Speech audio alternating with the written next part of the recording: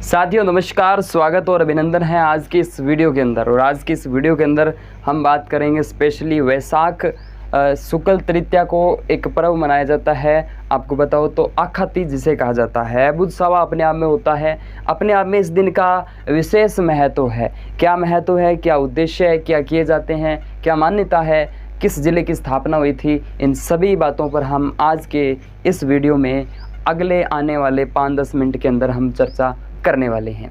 तो वीडियो को पैसेंस बना के पूरा देखेंगे और चीज़ों को समझेंगे। एग्ज़ाम पॉइंट ऑफ व्यू से भी हम इस वीडियो के अंदर चर्चा करने वाले हैं, ठीक है। तो सबसे पहले आपको मैं बता दूं दोस्तों, यहाँ से आप देख पा रहे हो स्क्रीन पे कि आखा तीज आज के दिन आखा तीज का दिन है। आज आखा तीज क्या है, क्यों है, हम इस पर भी चर्चा करेंगे। इसे अक्षय तृतीया भी कहा जाता है। अपने आप में बुध सवा है। आती कब है, मेनली यहाँ से मार्कर के अंदर से ही डालना आप। आती कब है दोस्तों, आती कब है ये ध्यान देना पड़ेगा आपको कि वैशाख महीना जो होता है, चैत वैशाख जेठ, क्योंकि हिंदी महीनों के अंदर जिस प्रकार अंग्रेजी माह होते हैं उसी प्रकार से हिंदी माह भी होते हैं। तो आपको बता दूं, जैसे चैत वैशाख ज्येष्ठ आषाढ़ श्रावण भाद्रपद आश्विन कार्तिक मार्गशीर्ष पौष मास फाल्गुन, ठीक है। तो इस तरीके से जो 12 महीने होते हैं, तो वैशाख शुक्ल पक्ष की जो तृतीया आती है, शुक्ल, ठीक है, शुक्ल पक्ष की जो तृतीया है, तृतीया को ही क्या आता है दोस्तों, क्या आती है आपके आखा तीज आती है। बुध सवा है, इस वजह से इसको मैं एक नाम और दे सकता हूँ। यहाँ पर एक नाम और दूँ तो वैशाख तीज भी इसको मैं कह सकता हूँ। ये भी यहाँ पर कोई दो राय नहीं है। तो इसी को हम आखा तीज कह सकते हैं, इसी को हम अक्षय तृतीया भी कह सकते हैं, इसी को बुध सवा होता है, क्यों होता है इस पर भी बात करेंगे। और इसी को हम वैशाख शुक्ल तृतीया को आती है तो वैशाख तीज भी इसको हम कह सकते हैं, ठीक है। अब यहाँ पर दोस्तों क्या मान्यता है इस दिन की, विशेष रूप से अगर देखा जाए तो आपको मैं बता दूं, इस दिन यानी इसी दिन जो आप अगर कहीं न कहीं विशेष रूप से अगर देखा जाए तो शुभ कार्य अगर करते हैं, कोई भी शुभ कार्य आज के इस दिन अगर करते हैं तो उसका जो फल मिलता है आपको वो अक्षय फल मिलता है, ठीक है। क्या मिलता है, अक्षय फल होगा आपके लिए। कोई भी आप शुभ कार्य करते हैं इस दिन, कोई भी शुभ कार्य हो सकता है वो करते हैं, या दान पुण्य करते हैं, कुछ भी करते होंगे, ठीक है, तो वो अक्षय फल मिलने के बराबर होगा। इस वजह से ही इसको हम अक्षय तृतीया कहते हैं, ठीक है। उसके बाद देखिए वैशाख तीज, अपने आप में जो ये दिन है वो स्वयं सिद्ध का अर्थ, जैसे मेरे मन में पहले कोई मैं मुहूर्त को लेकर था, मतलब असमंजस में था, लेकिन अब क्या हूँ, मेरा खुद का है, मैं चाहूँ तब कर सकता हूँ। आज एक ऐसा दिन है, यानी स्वयं निर्धारित कर सकते हैं, स्वयं सिद्ध मुहूर्त के रूप में। और स्वयं सिद्ध तो है ही, मतलब मैंने खुद लिया, लेकिन इसके साथ साथ वो क्या होगा, बहुत ही बेहतरीन होगा, वो मुहूर्त बहुत ही सर्वसिद्ध होगा। सर्वसिद्ध मुहूर्त के रूप में इस दिन का क्या है, अपने आप में विशेष महत्व है। और तो और हम देखते हैं ब्राह्मण जी होते हैं जो पंचांग देखते हैं, लेकिन यहाँ पर क्या आवश्यकता नहीं है बिना पंचांग देखे, पंचांग देखना ही नहीं है। शुभ मांगलिक कार्य जैसे कि आप विवाह कर सकते हैं, अक्षर होते ही होते हैं। राजस्थान में सर्वाधिक बाल विवाह होते हैं, इस पर भी मैं चर्चा करूँगा आगे, ठीक है। तो शुभ मांगलिक कार्य जिसमें विवाह हो सकता है, गृह प्रवेश हो सकता है, आप कहीं ज़मीन लेना चाहते हैं, आप कहीं प्लाट लेना चाहते हैं, आप कोई वस्त्र खरीदना चाहते हैं, आप कोई गाड़ी खरीदना चाहते हैं, कोई भी शुभ कार्य जो है इस दिन कर सकते हैं, इसमें कोई दिक्कत वाली बात होगी नहीं।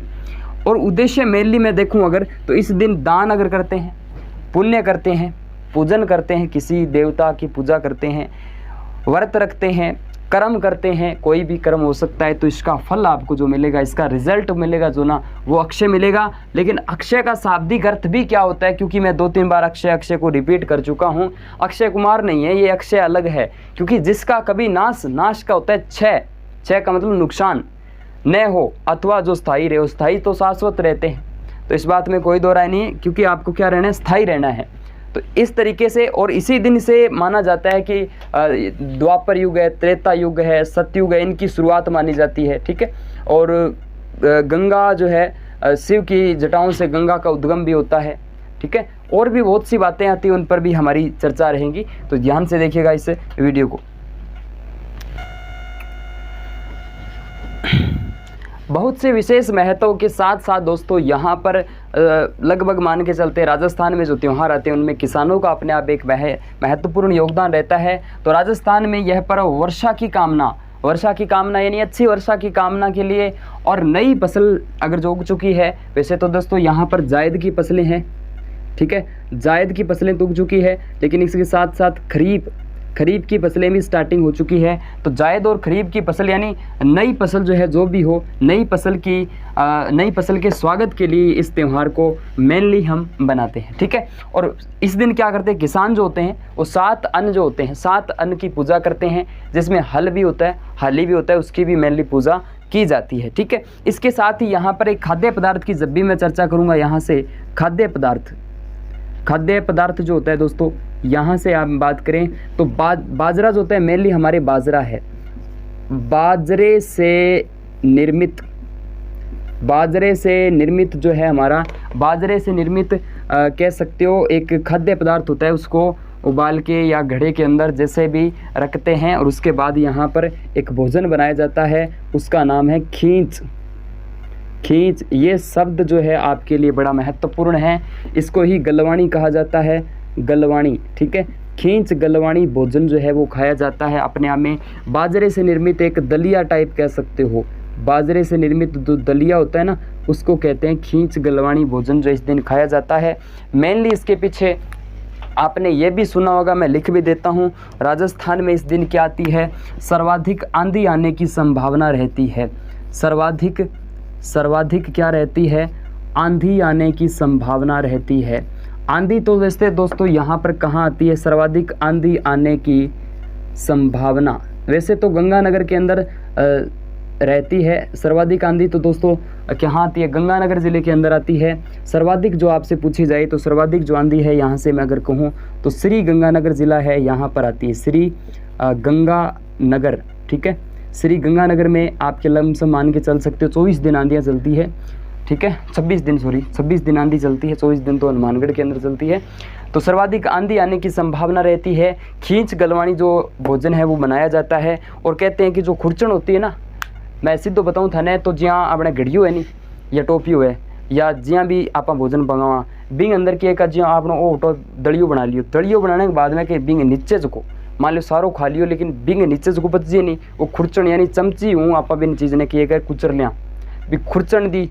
अब खुरचने के बाद में जो भोजन है वो खा लियो, कण खा लियो, कोई मतलब नौजवान लड़का या लड़की खा लियो, तो बिंग बाद में क्या है ई दिन अगर वो कदी बन खायो है नहीं तो ई दिन क्या आवेगी, आंधी आवेगी। आ बात है सीधी मेनली तो इं करके कह आंधी आवे। बाकी मेनली रीजन वो कोनी, मेन रीजन जियोग्राफिकल आप देखा नहीं तो मेन रीजन वो कोनी, जियोग्राफी रीजन जे के वायुदा बन जे, क्योंकि सूर्य जो है वो कर्क रेखाओं पर पड़ेगा, कर्क रेखाओं ऊपर पड़ेगा, ठीक है, कर्क रेखा के ऊपर होगा। उसके बाद क्या होगा, राजस्थान में क्या होगा आपको बताइए। वैसे 61 पॉइंट क्या है, 61.11% भूभाग पर तो क्या है, मरुस्थल है, तो गर्म होगा तो यहाँ पर क्या बनेगा, निम्न वायुदाब। वायुदाब का मेनली क्या बनता है, केंद्र बनता है, ऊपर से तो गर्मी तो है ही, गर्मी है तो इस वजह से वायुदाब की वजह से क्या होगा आपके क्या होगा आंधी आएगी। तो मेन रीज़न तो ये रहता है। लेकिन दोस्तों आपको ये भी मैं बता दूं, यहाँ पर आपको बता दूं एक नगर है हमारा, उसकी भी स्थापना होती है। लेकिन इसी दिन आपको मैं मुहूर्त को लेकर बड़ा विशेष तौर से जो दिन था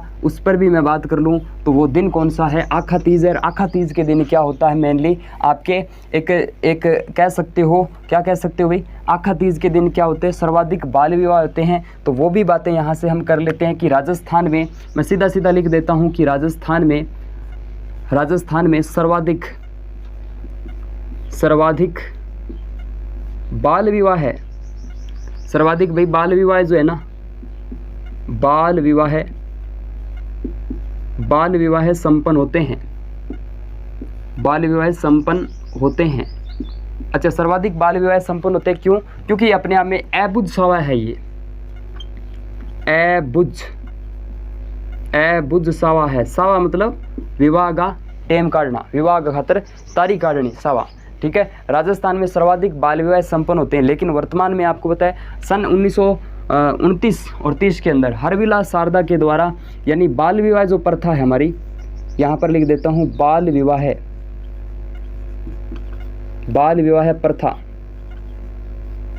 प्रथा पर रोक लग गई थी। बाल विवाह प्रथा पर रोक, बाल विवाह प्रथा पर रोक लगी थी हरविलास शारदा के द्वारा, हरविलास शारदा, हरविलास जो शारदा है ना, ठीक है, हरविलास शारदा, शारदा गांव 1929-30 के अंदर, कब 1929-30, लगभग 30 के अंदर क्या लगी थी, उनके द्वारा एक शारदा एक्ट बनाया गया था और उसके बाद इस पर रोक लगा दी गई थी। तो यहाँ पर क्या लग जाती है, और अब वर्तमान उसके बाद में क्या हुई थी, शायद 16 और 18 का था, और उसके बाद में अभी वर्तमान में बता दूं 21 और 23 का मैटर है, ठीक है, 21/23 वर्तमान में मैटर है। तो आपको ये बातें ध्यान रखनी है। तो हरविलास शारदा का नाम आपके दिमाग में ज़रूर आना चाहिए जब भी बात इनकी हम करें। लेकिन एक फैक्ट बड़ा महत्वपूर्ण है और भी है, और वो फैक्ट हमारा कौन सा रहता है दोस्तों, वो फैक्ट रहता है बीकानेर नगर की स्थापना। बड़ा अच्छा और महत्वपूर्ण फैक्ट आपके लिए है, वो भी आपके एग्जाम पॉइंट ऑफ व्यू से इम्पोर्टेंट है। देखिएगा, बीकानेर नगर की स्थापना, थोड़ा सा कंफ्यूज आपके रहता है। बीकानेर, बीकानेर जिला, वर्तमान में बीकानेर संभाग है, प्रॉपरली जिला है, तहसील है, लेकिन बीकानेर नगर मैं लिख सकता हूँ यहाँ पर, इस बात में कोई दो राय नहीं है। बीकानेर नगर की स्थापना, बीकानेर नगर की स्थापना कब हुई थी, बीकानेर नगर की स्थापना बताइए भाई कब हुई थी, कोई एक डेट बता दीजिए मुझे, मैं फिर बता दूँ। तो वैसे तो आखा तीज के दिन होती है, आखा तीज, आखा तीज, आखा तीज के दिन होती है मेनली स्थापना। ये हिंदी माह के अनुसार है ना, लेकिन आप मुझे बताइए अंग्रेजी माह या अंकों के अंदर बताइए, कोई डेट आपके दिमाग में आ रही है तो, ठीक है। बीकानेर नगर की स्थापना मैं बता दूं माँ करणी के आशीर्वाद से, माँ करणी, माँ करणी के आशीर्वाद से, ठीक है, आशीर्वाद से स्थापना होती है। आशीर्वाद से राव जोधा, राव जोधा के क्या थे भाई, क्या थे, पुत्र थे, राव जोधा के पुत्र थे राव बिका, और राव बिका के द्वारा स्थापना की जाती है आखा तीज के दिन। किसकी स्थापना, बीकानेर नगर की स्थापना, बीकानेर गढ़ की स्थापना, जूनागढ़ की स्थापना की जाती है। और आखा तीज का मतलब क्या होता है, 10 अप्रैल 1488 के अंदर इसकी स्थापना मेनली की जाती है, ठीक है। क्या की जाती है, स्थापना की जाती है, बीकानेर की स्थापना, बीकानेर जो है बसाया जाता है। तो ये कुछ महत्वपूर्ण बातें थी, और भी इंडिया लेवल पर बातें हैं, उन पे हमारी कोई जिक्र नहीं है। मैं राजस्थान लेवल से जो एग्जाम पॉइंट ऑफ व्यू से जो प्रश्न थे, और ये प्रश्न कई बार आ चुका है, अभी वन रक्षा का पेपर हुए थे, उनके अंदर किसी न किसी पारी के अंदर इस प्रश्न को हाईलाइट किया गया था। और भी जितने भी प्रश्न मैंने करवाए वो एग्ज़ाम्स के लिए, आपके लिए, नॉलेज के लिए ज़रूरी है, ठीक है। Okay, thank you.